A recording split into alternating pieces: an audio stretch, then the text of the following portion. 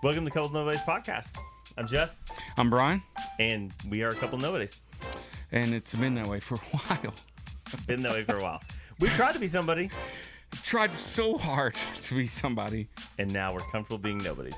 So take a journey with us as we interview people who we love and we call friends, and maybe new people we don't call friends, but they're going to be on the show because we convince them to. But along the journey, hopefully you realize that becoming nobody is better than always trying to be somebody. So we'll see you real soon. When you think about this concept of a Couple of Nobodies podcast, originally my thought was that we're just a couple of nobodies. Why would anybody want to listen to us? But we're just acknowledging the fact we're a couple of nobodies, Right. Who are interviewing somebody that people probably do want to listen to. Yeah.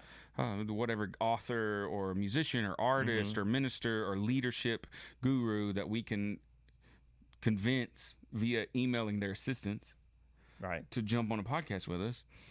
Originally, it was like we're just a couple of nobodies interviewing somebody. But then this concept of being a nobody hit deep. Oh, for sure. Right? Yeah.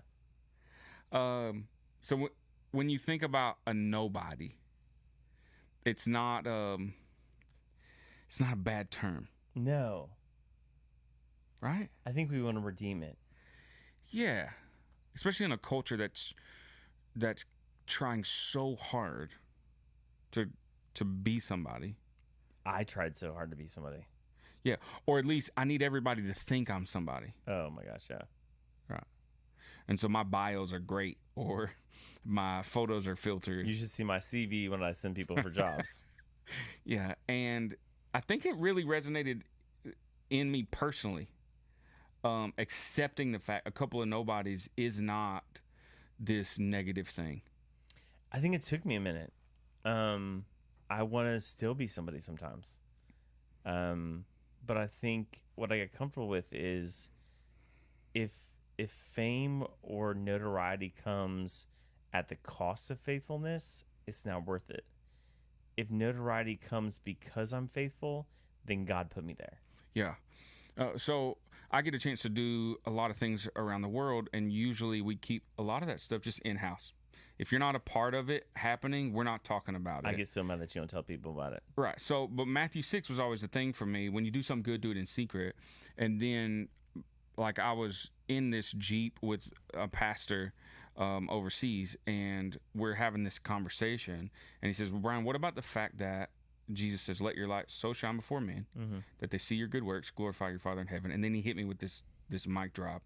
He said, if it's your work for his glory, good. If it's his work for your glory, that's a problem. Yeah. And if the fame is coming because of faithfulness, or not even fame, if influence. Right. Because I think you can be famous but not be influential. That's true. If the influence is coming because of God's work and the faithfulness, then I think it's okay. I'm not against it. But I feel like it was an expectation. You have to become influential. Yeah. In a career path, in an industry, in a ministry. And the word influence got hijacked by social media. But it's still the same thing. You're trying to persuade somebody of something. Yeah. And I think for our generation, and our generation that kind of got into ministry early on and then social media took over, we were trying to convince people that we were bigger than we were.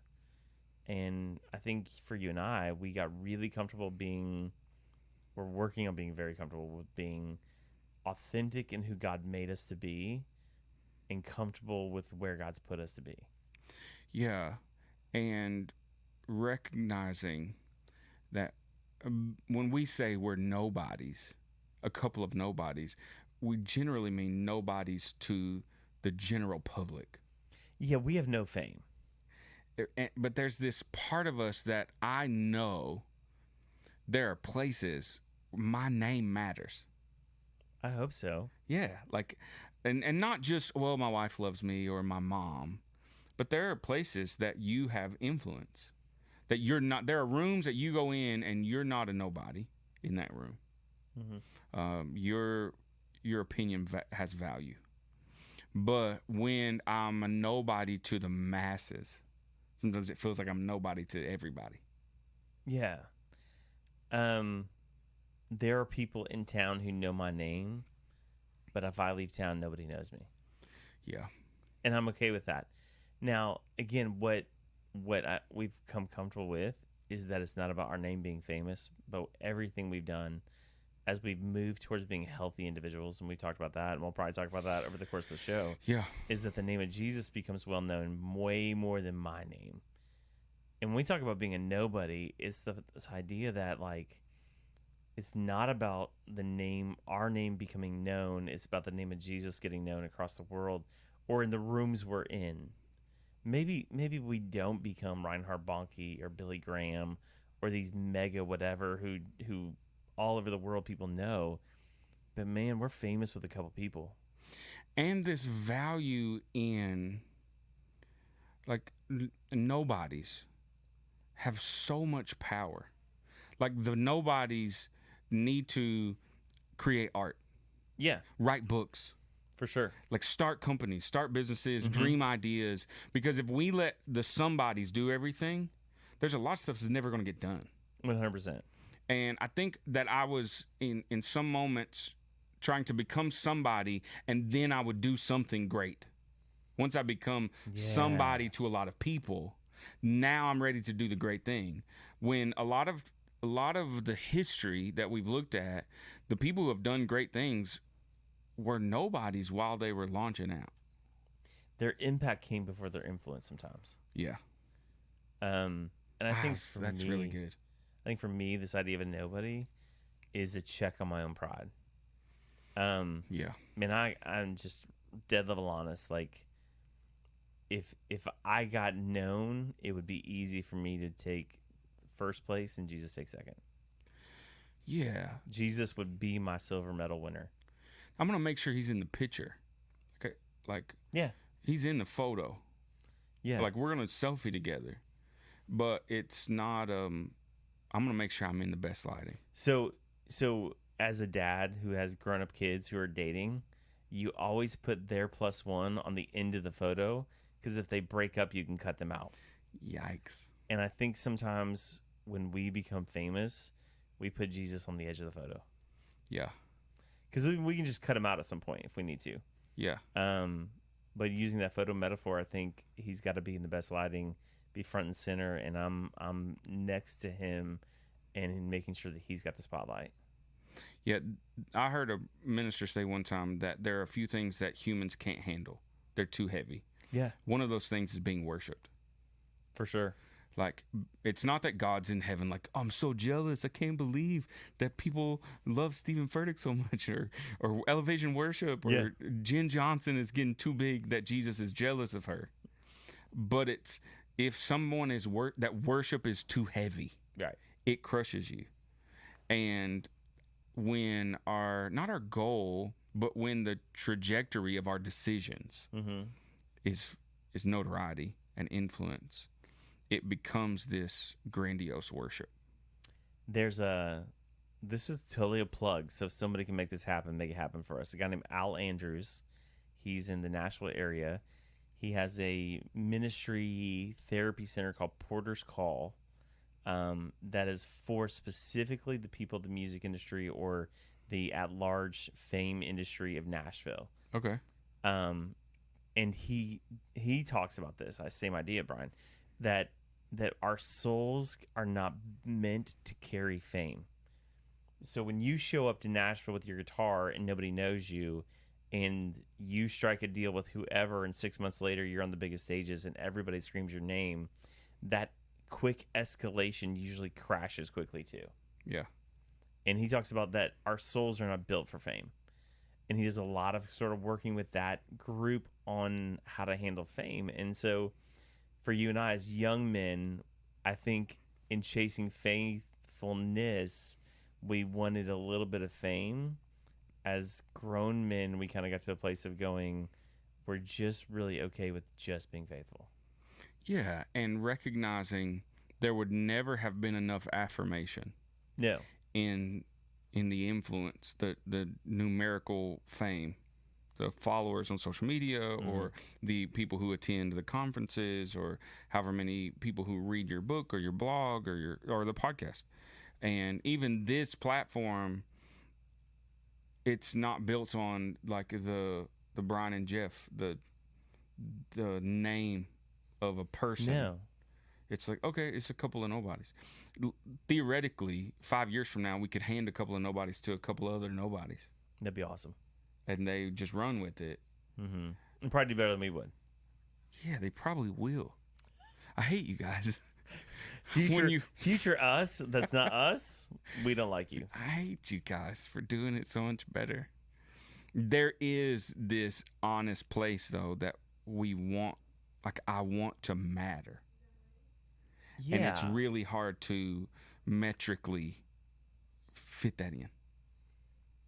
And I hope in the conversations we have and the guests we have, we start to land on, and maybe this is just therapy for you and me, I don't know. I'm okay with it.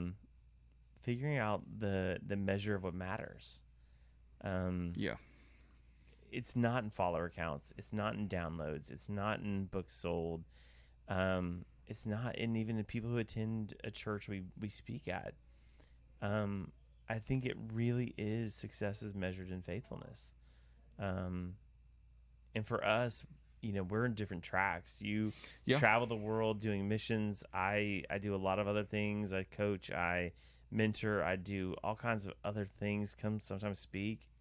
Yeah. And it's not, we're running the same race in different lanes. So mattering means different things to both of us. Yeah. But the big picture is, were we faithful to what we were asked to do? And there's no like righteousness in obscurity. It's not like obscurity makes you inherently more righteous. I hate that there are times when I go to third world countries or go places that have a lot of poverty, and I take a team or something to a place like that.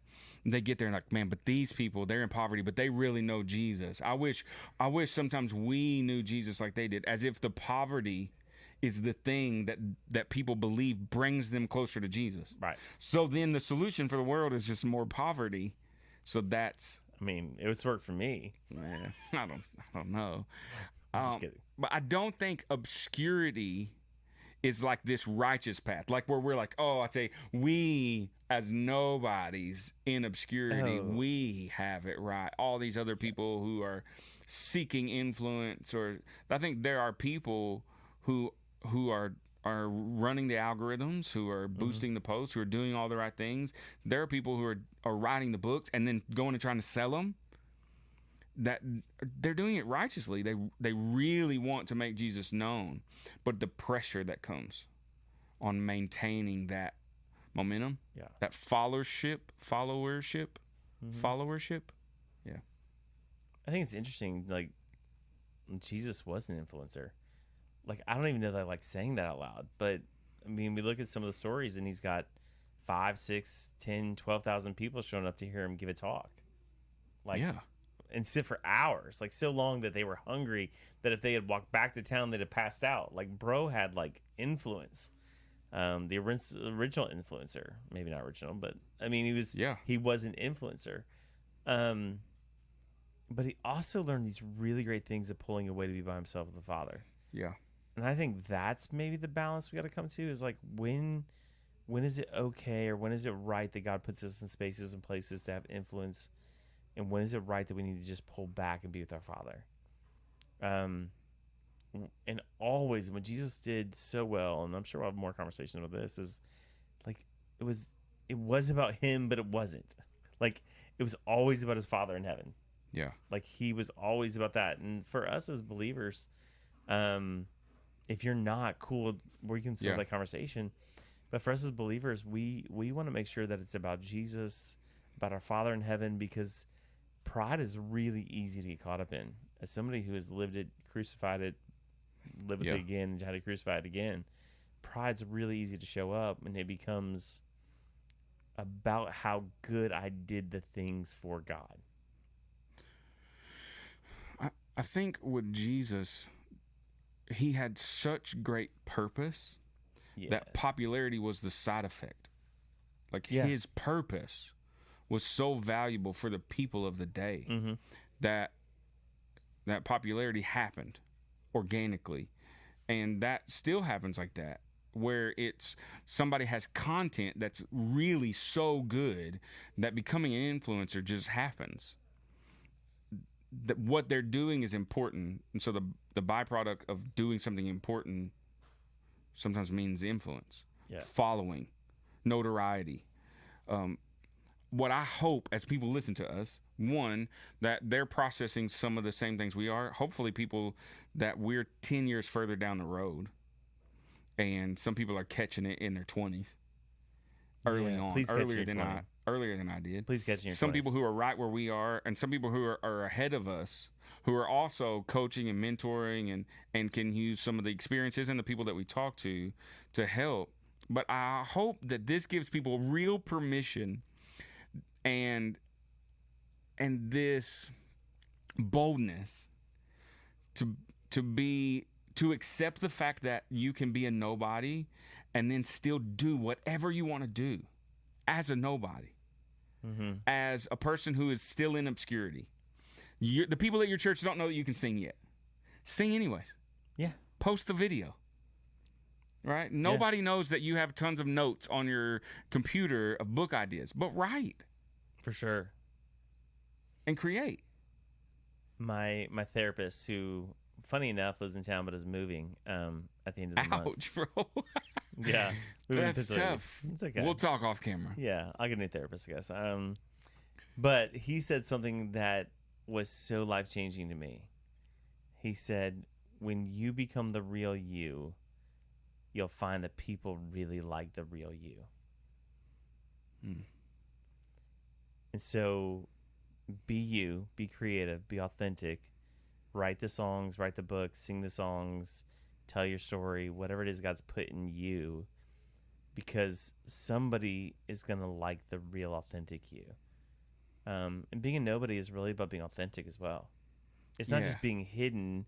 It's about being who we are genuinely created in the design of the Lord, the Imago Dei, to be, and being that and being perfectly content with being who God designed us to be.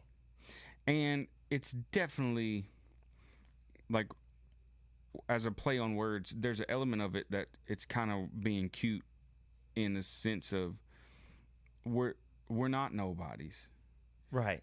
You're not nobody.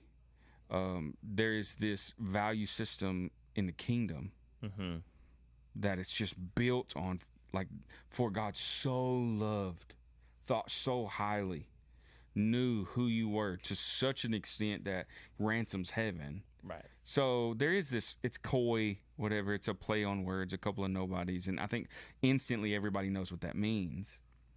But it's also like this deep place that that a lot of us wrestle with. Oh, for sure. I think, I mean, I can only speak for me. I have wrestled it for way longer than I want to. In the chase to be somebody. And it's incredibly freeing when you get to a point in your life where you go, I'm just okay being nobody. Yeah. There's no longer striving in who we are. We're content in what God's called us to do. What's wild, and I've had the chance to meet in my lifetime people who are really important, somebodies, famous people or political figures, and they don't treat me like I'm a nobody. Like the somebodies, I've never really been mistreated by anybody who has like lots of fame or lots of money or lots of power. A lot of times those people are trying to have some interactions with what we would call regular people. Yeah.